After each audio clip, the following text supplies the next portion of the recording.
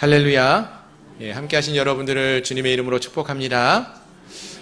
여러분, 신앙생활 하시면서 금식을 좀 해보셨나요? 언제쯤 해보셨나요? 전에는 우리가 이제 해마다 고난주간이다 그러면 금식을 좀 많이 했던 것 같아요. 그렇죠? 3일 금식도 하시는 분도 계셨고, 하루 금식 하시는 분도 계셨고, 또 일주일 동안 아침 금식을, 한 끼 금식을 이렇게 하시기도 하고, 또 릴레이로 돌아가면서 성도님들이 하루 한 끼, 하루 세 끼를 돌아가면서 이렇게 금식을 하는 그런 시간도 있었습니다. 요즘은 이렇게 좀 음식을 먹지 않는, 물과 식사를 하지 않는 그런 금식보다는 흔히 말하는 그 미디어 금식이라고 하죠. 핸드폰을 사용하지 않는 거.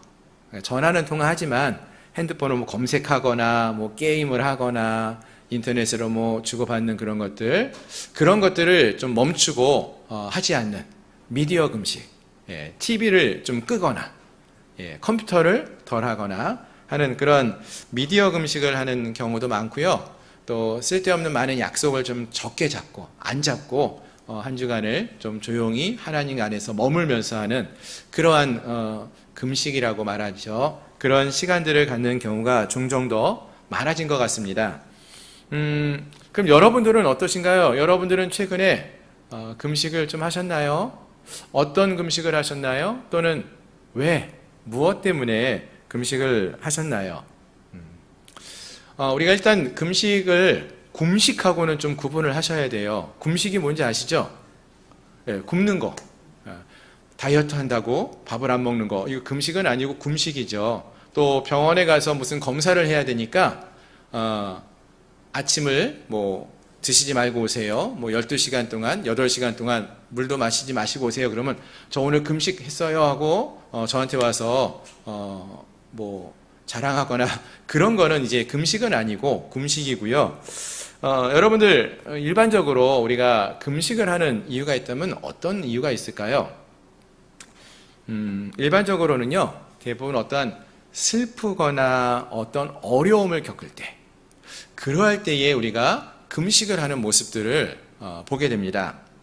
예를 들면은 가까운 사랑하는 가족들이나 또는 가까운 친지가 돌아가시거나 어려움을 겪게 되었을 때, 그렇게 되면은 그때 입맛도 떨어지고 자연스럽게 금식을 하는 그런 분들도 계시고요.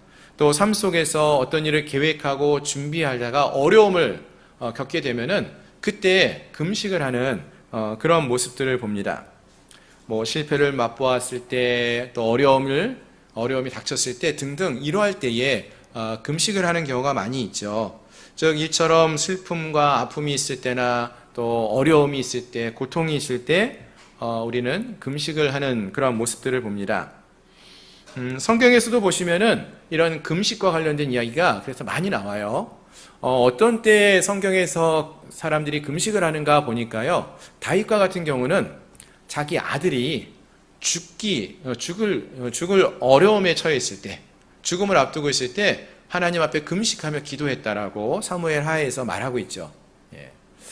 또 선지자 요나가 또 니느웨 성에 가서 하나님 말씀에 따라서 말씀을 전했어요. 회개하라고 니느웨 성 사람들에게 전했더니 니느웨 성 사람들이 어떻게 합니까? 그 이야기를 듣고 회개하고 금식했다라고, 그렇게 성경은 말하기도 합니다. 그뿐만 아니라 모세 같은 경우는 하나님의 율법을 받기 위해서 이제 시내산에 올라가죠. 그때에도 40일간 금식했다, 이렇게 말을 하고요.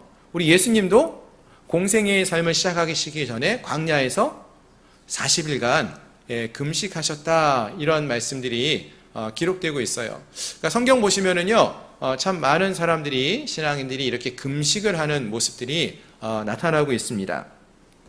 그럼 여러분, 이러한 금식을 하는 이유가 무엇일까요?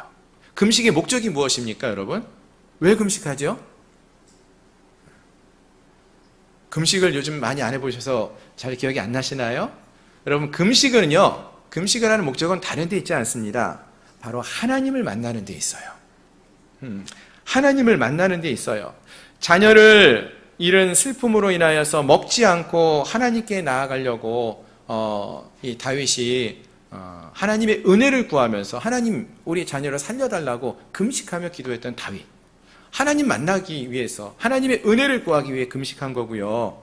또 어떤 새로운 일을 준비하고 중요한 일을 앞두고 있을 때 모세도 시내산에 올라가기 전에 금식하며 나아갔던 모습을 보고요. 예수님도 공생의 삶을 시작하시기 전에 먼저 금식하는 그런 모습들을 보이지 않았습니까?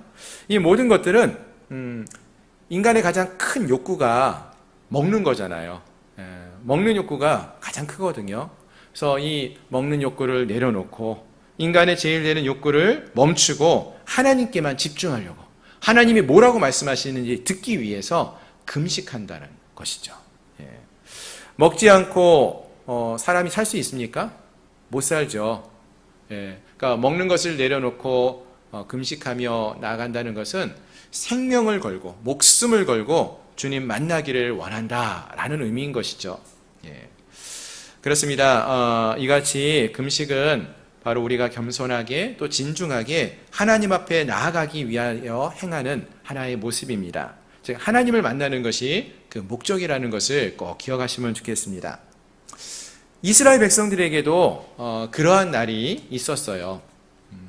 기원전 586년경에 예루살렘이 바벨론의 공격에 의해서 무너져 내립니다. 성전이 불타버렸어요. 수많은 사람들이 이때 죽습니다. 또 나라는 이제 무너져 내렸죠. 남유다 왕국이 멸망했어요. 역사 속에서 사라졌습니다. 그 백성들은 이제 포로로, 이름 말할 수 없는 고통 가운데 포로로 끌려서 먼 바벨론 땅으로 끌려갑니다. 그러한 이들에게 이 날은요, 어떤 날이었을까요? 슬프고 근심으로 가득한 그러한 날이었을 것입니다. 바벨론의 포로로 잡혀왔던 이들이 나라가 멸망한 이후에 이 시간을 보내게 됩니다. 그리고 해마다 그때가 되면은 바벨론 땅에서 그들이 경험했던 그 힘들고 어려웠던 때를 기억하면서 금식하며 보냈던 것이죠.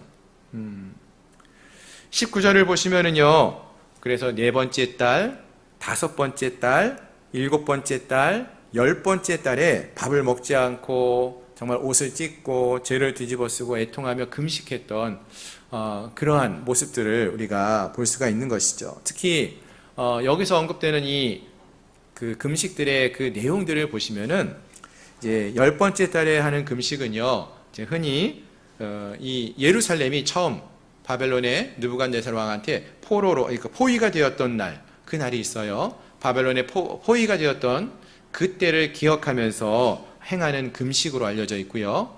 그리고 4월의 금식은 이제 바벨론의 느부갓네살 왕이 이제 예루살렘 성을 무너뜨리죠. 그래서 예루살렘 성을 점령한 것을, 그러니까 성이 무너진 것을 기억하면서 행하는 금식의 절기였습니다. 5월의 금식은 성전이 완전히 불탄 것, 그것을 슬퍼하며 행하는 금식으로 알려져 있고요.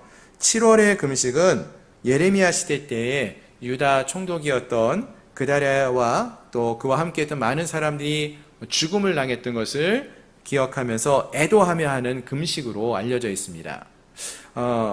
즉 이러한 모든 금식이 어떤 것과 연관이 있냐면은 과거에 이 예루살렘 성이 멸망했던 그 사건과 깊은 관계를 하여서, 즉 슬픔의 역사를 기억하면서 떠올리면서 행하는 그러한 금식이었다는 것입니다. 그래서 아마도 이 금식을 행하면서 많은 유대인들이 이런 생각을 했던 것 같습니다. 하나님, 왜 우리에게 이런 일이 일어났습니까? 하나님, 우리를 불쌍히 여기시고 이제 우리를 구원해 주십시오. 이러한 마음으로 하나님 앞에 회복을 구하며 눈물로 기도하며 금식했을 것입니다. 자, 그런데요, 시간이 지나면서, 세월이 지나면서 여기에 조금씩 문제가 생기기 시작합니다. 금식은 계속 하는데요, 해마다 4월이 되고 5월이 되고 10월이 되면 금식을 하는데 이 금식이 더 이상 하나님을 향해 나아가는 통로가 아니라, 하나님을 만나는 그 자리가 아니라 그냥 습관과 형식에 따라서 의식처럼 행하는 자리가 되었다는 거예요. 금식을 하는데 왜 금식하는지를 모르고 4월이 됐으니까 금식하자 하고 금식을 하는 거죠. 우리가 해마다 고난주간이 되면은 왜 우리가 금식을 해야 되는지 생각하지 않고 올해는 3일 금식보다는 좀 힘드니까 아침 한 끼만 금식하지 하고 지나가는 것과 같이 시간이 지나면서 그 금식을 왜 하는지 그 목적은 잃어버리고 형식만 남아있는 그런 모습처럼 보인다라는 것입니다. 그래서 하나님께서요, 이들에게 단지 금식을 하는 그 행위가 중요한 것이 아니라 이 금식을 통하여서 하나님의 뜻을 알고 그리고 하나님의 뜻대로 그 말씀대로 행하며 순종하는 진정한 믿음의 삶을 살아야 한다라고 이렇게 말씀해 주셔요. 그 말씀이 이제 스가랴서 7장에서 나타나고 있는 말씀인 것이죠. 그래서 오늘 본문의 앞에 나오는 7장에서 하나님께서 이 금식과 관련해서 진짜 금식은 행하는 그 형식이 아니라 그 마음을 하나님이 보신다. 진정한 금식의 모습을 하나님이 보기 원하신다. 이렇게 말씀하고 있는 것입니다. 바라는 것은 오늘 함께한 우리 모두가 오늘 우리의 이 예배를 통하여서 살아계신 하나님을 만나고 그분의 말씀을 듣고 따르며 순종하는 삶을 살아가는 복된 주의 백성들이 될 수 있기를 소망합니다. 그러니까 형식적인 금식, 형식적인 예배가 아니라 그냥 오늘 이 자리에 우리가 왔다가 돌아갔으니까 됐다 이것이 아니라 이 예배를 통하여 이 시간을 통해서 우리가 살아계신 하나님을 만나고 돌아갈 수 있는 그러한 진정한 은혜가 우리 모두에게 있기를 소망합니다. 내가 이 시간을 통해서 주님을 만나기를 소망하고 주님을 만나지 않고는 돌아가지 않습니다. 하나님의 은혜를 부어주십시오 라고 기도하며 예배할 수 있는 그리고 주님을 만나는 은혜가 있기를 소망합니다. 아멘. 자, 다시 본문으로 돌아가서 이제 함께 보시기 원하는데요. 이제 오늘 본문의 스가랴서 8장 18절 이하에서는 하나님이 다시 이제 금식에 관한 이야기를 해주십니다. 우리 18절 이하 말씀 보시면 좋겠는데 우리 19절 말씀만 같이 한번 읽어볼까요? 19절 시작. 만군의 여호와가 이같이 말하노라. 넷째 달의 금식과 다섯째 달의 금식과 일곱째 달의 금식과 열째 달의 금식이 변하여 유다 족속에게 기쁨과 즐거움과 희락의 절기들이 되리니 오직 너희는 진리와 화평을 사랑할지니라. 아멘. 아멘. 자, 앞에서 말씀드린 것처럼 지금 유대인들이 바벨론 포로로 잡혀갔다가 귀환을 해가지고 이러한 절기 금식을 행하고 있습니다. 4월, 5월, 7월, 10월 이런 금식의 날에 슬픔 가운데 금식을 행하고 있어요. 이 금식은 앞에서 말씀드린 것처럼 예루살렘의 멸망과 관련된 금식의 절기였기 때문에 슬퍼할 수 있는 슬픔의 절기입니다. 그런데 하나님께서 오늘 말씀 속에서 이런 슬픔의 금식을 기쁨과 즐거움의 절기로 바꾸시겠다, 바꿔주신다라고 말씀하시는 거예요. 아멘. 다시 말해서 하나님은 회복을 약속하시면서요, 과거에 있었던 그런 슬픔의 날을 기쁨과 감사의 절기로 바꿔주시겠다고, 즉 하나님의 구원과 회복이 과거의 아픔을 새로운 의미로 덮어주신다라고 말씀하시는 것입니다. 그래서 전에는 그날이 이스라엘 백성들이 죄로 인해서 멸망했던 아주 슬픈 날 아닙니까? 근데 그러한 날이었지만 이제는 그 날이 하나님이 저들을 새롭게 회복시키기 원했던 그 날, 그 은혜가 넘치는 날이었다라는 것으로 바꾸어 주신다라는 것입니다. 자, 그렇다면 사랑하는 성도 여러분, 혹시 여러분의 삶 속에서도, 우리의 삶 속에서도요, 이런 금식의 날, 즉 눈물과 아픔으로 기억되는 날들이 있으십니까?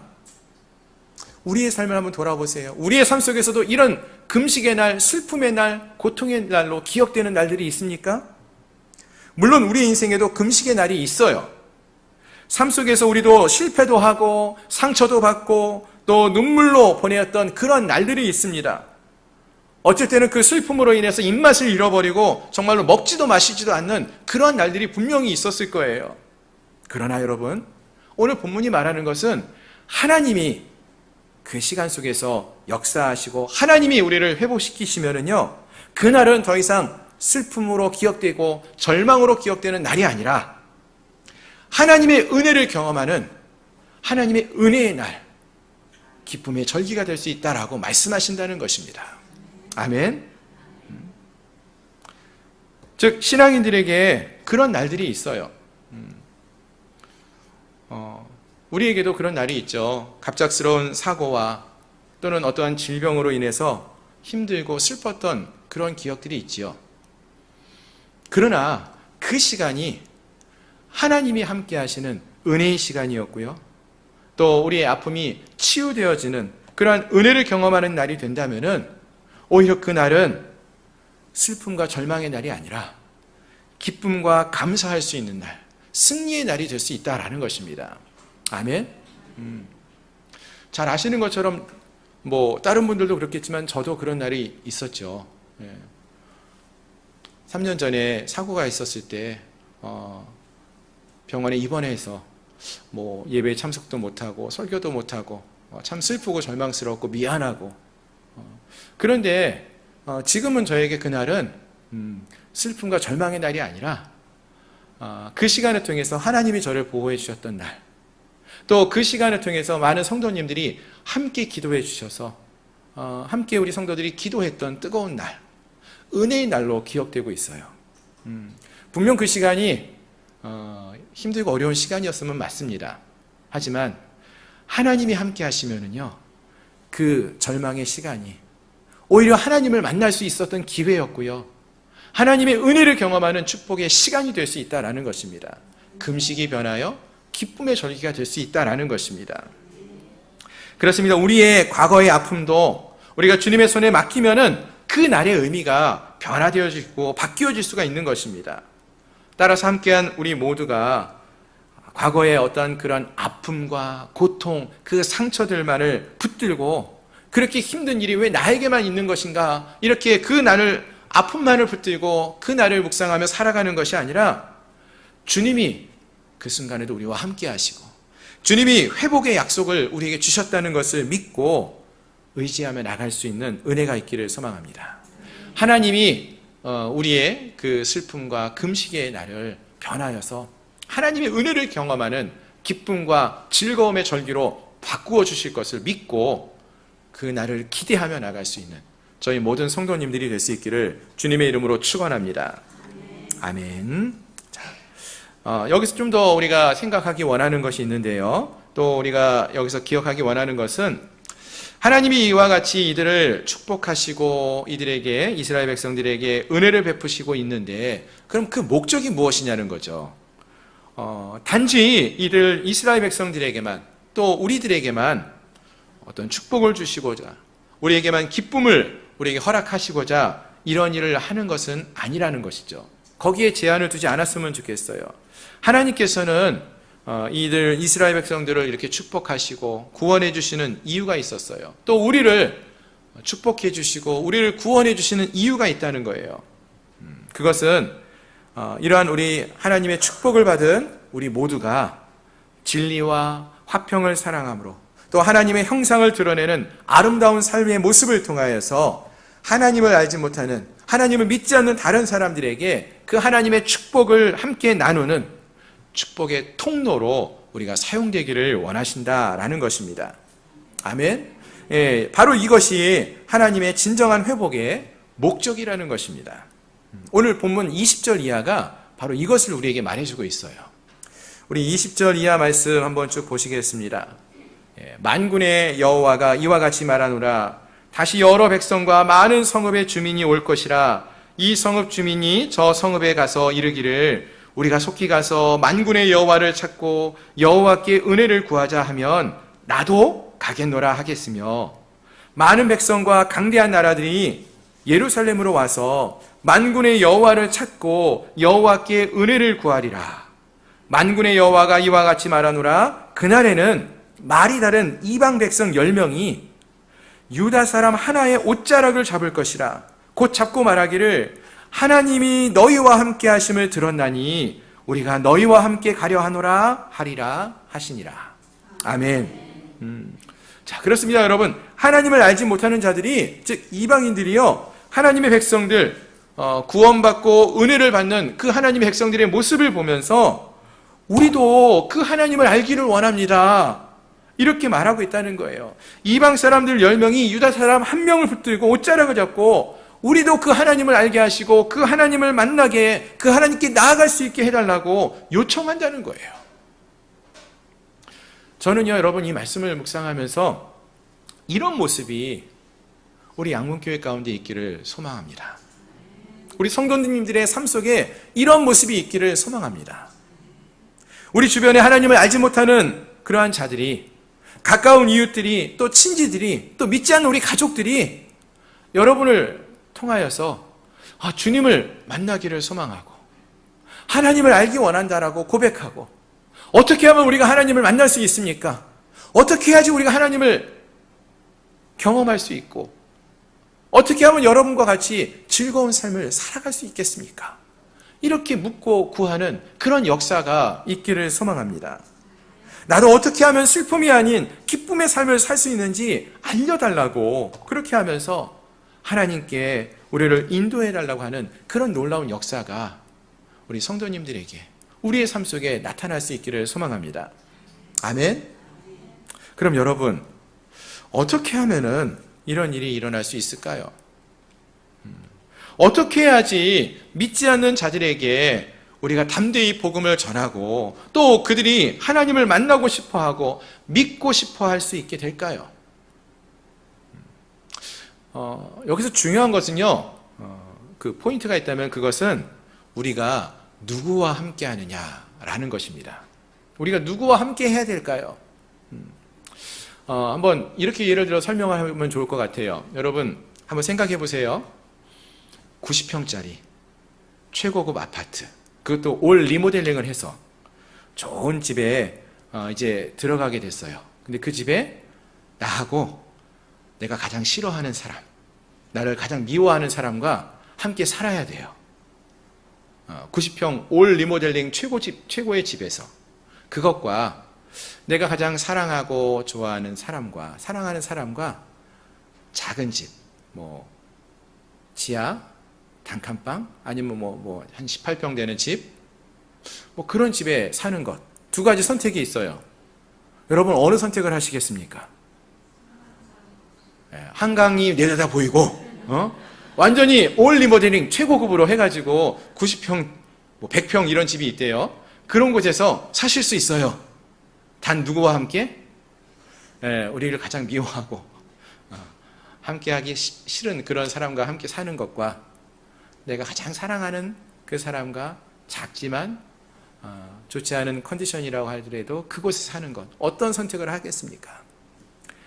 당연히 사랑하는 한 사람과 함께하면은 그것을 우리가 좋아하고 그것을 선택하지 않겠습니까? 여러분, 우리가 그런 얘기 하잖아요. 사랑하는 사람과 결혼해서 시작할 때 지하 단칸방이라도 그 사랑하는 사람과 함께하면은 기쁘고 감사가 넘치고 행복한 삶을 살아간다라고 말하지 않습니까? 마찬가지입니다. 우리가 하나님과 함께하면은요, 우리가 어디에 머물든지 그곳이 어떤 곳이든지 기쁨이 넘칠 수 있는 거예요. 하나님이 우리와 함께하지 않으면은요, 우리가 어디에 있든지 기쁘고 감사하기보다는 불평도 있고 슬픔도 있고 낙심도 있다라는 거예요. 여러분, 결혼식장이나 잔치집 가면 기쁩니까? 안 기쁩니까? 기뻐요? 혹시 그렇게 생각 안 해요? 내 결혼식보다 이 사람 결혼식은 더 화려하네? 우리의 돌잔치는 이런 데서 제대로 해주지도 못했는데 이 아이는 이렇게 좋은 데서 저렇게 멋지게 잔치를 해주네? 이런 마음 들지는 않습니까? 여러분, 우리가 하나님과 함께 하면은요, 어디를 가든지 기쁘고 감사가 넘칠 수 있어요. 근데 하나님이 함께 하지 않으면은 기쁨의 곳이라도 불평이 있을 수 있고, 불만이 있을 수 있고, 슬픔이 있을 수 있는 거예요. 하나님이 함께 하시면은요, 여러분 병원에 가도요, 여러분 병원에 가면은, 기쁨이 넘쳐 흐르시던가요? 왜 내가 이렇게 힘든가 이런 마음이 들지만, 하나님이 함께 하시면은, 병원에서도 기쁨이 넘쳐 흘러요. 내가 이 정도로 또 하나님이 보호해 주셔서 이 정도로 치료받을 수 있고 나을 수 있는 기회가 주어진 것이 감사하고, 또 하나님이 함께 하시면은요, 장례식장 가더라도요, 감사가 넘쳐올 수 있다는 거예요. 지금까지 우리를 지켜주신 것이 하나님이구나, 이것을 깨달으면서 우리가 걸을 수 있고, 우리가 먹고 싶은 거 먹을 수 있고, 이렇게 살아갈 수 있는 이 모든 것이 하나님의 은혜였구나, 이것을 깨달으면서 감사하고 기뻐할 수도 있다라는 것입니다. 중요한 것은 그래서 누구와 함께 하느냐인 것이죠. 우리가 하나님과 함께 하면은 기쁠 수 있다라는 거예요. 감사할 수 있다라는 것입니다. 그와 같습니다. 슬픔의 금식이 기쁨의 절기가 되는 것은 다른 이유가, 다른 방법을 통해서 이루어지는 것이 아니라는 거예요. 바로 하나님을 만남을 통해서, 하나님과 함께하는 것을 통해서 이루어진다는 것입니다. 아멘. 그래서 스가랴 선지자가요, 이 말씀을 전하고 있는 것이고요, 이 말씀을 통해서 무너진 성전을 다시 재건하라고 지금 말씀하고 있다라는 것입니다. 왜냐하면은 바로 그 곳, 이 성전에서, 이 성전은 하나님을 만나는 곳이잖아요. 하나님을 만나는 그곳에서, 그리고 그곳에서 드려지는 진정한 예배를 통해서 슬픔과 걱정과 두려움이 변하여서 기쁨과 감사의 절기가 될 수 있기 때문에 그렇습니다. 하나님을 만남을 통해서 이러한 변화가 이루어질 수 있기 때문에 하나님의 성전을 재건하라고 외치고 있다라는 것입니다. 그리고 마찬가지로 오늘 우리에게도 이 말씀이 그대로 주어지고 있는 것이죠. 즉 우리가 하나님을 만나는 이 예배의 회복을 우리가 가질 수 있어야 한다는 것입니다. 그냥 예배의 시간에 와서 앉아있다 돌아가는 것이 아니라 이 시간을 통해서 살아계신 하나님을 다시 만나고 우리의 식어진 가슴이 다시 한번 뜨겁게 타오르고 하나님과 함께 했을 때 그 기쁨을 회복할 수 있는 그 은혜를 우리가 다시금 누릴 수 있기를 소망합니다. 그래서 슬픔과 걱정으로 가득했던 우리의 삶이, 우리의 마음이 이 예배를 통하여서 하나님을 만나고 그 하나님 앞에 우리의 무거운 짐진 것들을 다 내려놓고 고백하며 나감으로써 주 안에서 평안을 누리고 기쁨을 회복할 수 있는 그런 은혜가 있기를 소망합니다. 이것을 위해 필요한 것이 우리가 주님을 만나는 것입니다. 주님과 함께 할 수 있어야 한다라는 것입니다. 오늘 본문도 바로 이것을 말해주는 것이었습니다. 귀환한 이스라엘 백성들이 넷째 달, 다섯째 달, 일곱째 달, 열째 달에 금식을 했다고 했어요. 유대인들은 뭐 절기를 보낼 때 하루 이틀도 보내지만 일주일씩 열흘씩 보내요. 그러면은 뭐 1년 속에 며칠을 거의 몇 주간을 금식하며 보내야 되지 않습니까? 무슨 말입니까? 그들의 인생이 귀환을 했는데도요, 편하지가 않은 거예요. 여전히 금식하면서 슬퍼하고 있고요, 애통해하고 있고요, 몸도 마음도 지쳐가고 있습니다. 배도 고파요. 그러나 그 시간을 통해서 진정으로 하나님을 만나게 되면은 이 슬픔으로 가득했던 시간들이 기쁨의 시간이 될 수 있다라는 거예요. 기쁨의 절기가 될 수 있다라는 것입니다. 여러분, 일이 힘들어도 기쁘게 일해보신 기억들이 있으십니까? 직장에서 일할 때 보면은요, 고되죠. 일이 힘들어요. 그런데 함께 일하는 분들이 마음이 잘 맞거나 또 함께 마음이 맞는 동역자들과 함께 일하면은요, 일은 힘든데 일하면서 기쁘지 않습니까? 나와 마음이 맞는 사람과 함께 하면은요, 힘은 들어도 기쁨으로 그 일을 감당합니다. 일의 성취감도 있고. 교회 사역은요, 그와 같습니다. 힘들어요. 교회에서 사역을 하는 건 쉽지 않습니다. 하지만 힘이 들어도 하나님과 함께하기에 기쁨이 넘친다는 거예요. 눈물로 기도합니다. 그런데 그러한 우리의 기도에 하나님이 응답을 해주셔요. 주님을 만날 수 있어요. 그렇기 때문에 우리가 기쁘고 감사로 하나님 앞에 나와 기도하고 하나님과 함께 예배하는 거 아니겠습니까? 내 힘으로 할 수 없어도 하나님의 영으로 행하여짐을 보면서 감사할 수 있게 된다라는 것입니다. 바라는 것은 오늘 함께하는 이 자리가 우리 하나님의 은혜와 능력을 경험하는 그러한 복된 자리가 되기를 소망합니다. 살아계신 하나님을 만나고 그분의 사랑과 은혜를 풍성히 누리고 돌아가는 복된 시간이 될 수 있기를 소망합니다. 내일부터 아마 여러분들도 다시 직장으로도 돌아가시고 또 가정으로도 돌아갈 거고요. 또 어떤 분들은 뭐 학교로 가는 학생들도 있을 것이고요. 각자의 자리가 다 있을 거예요. 바라는 것은 여러분들이 그 자리에서도 하나님이 함께 하심을 경험하며 살아갈 수 있기를 바랍니다. 그러면은 똑같은 하루지만요, 평범한 하루지만 그 날이 하나님과 함께 하면서 기쁨으로 그 하루를 보낼 수 있을 줄로 믿습니다. 아멘. 이 은혜가 함께한 우리 모두에게 넘쳐날 수 있기를 소망합니다. 소리엘이라는 찬양 단이 있어요. 남성 듀엣 보컬인데요. 오래됐죠. 저희가 학생 때부터 사역을 하셨고, 원래는 이제 전도사님들로 사역을 하셨는데, 이제 목사님들이 되셔서 지금도 찬양을 아직도 하시는 걸로 알고 있는데, 그분들이 부른 찬양 중에 왜라는 찬양이 있습니다. 많이 들어보신 분도 계실 텐데, 그 가사를 좀 이 시간에 좀 읽어 드리려고 합니다. 오늘 말씀을 준비하면서 이 가사가 좀 마음에 많이 와닿았거든요. 한번 읽어 드리겠습니다. 왜 슬퍼하느냐? 왜 걱정하느냐? 무얼 두려워하느냐? 아무 염려 말아라. 큰 어려움에도 큰 아픔이 있어도 이젠 아무 걱정하지 마. 내가 널 붙들어 주리. 내가 너와 항상 함께하리라. 내가 너를 지키리라. 실망치 말고 나를 보아라. 나는 너의 하나님이라. 아멘. 많이 들어보신 찬양의 가사일 텐데요.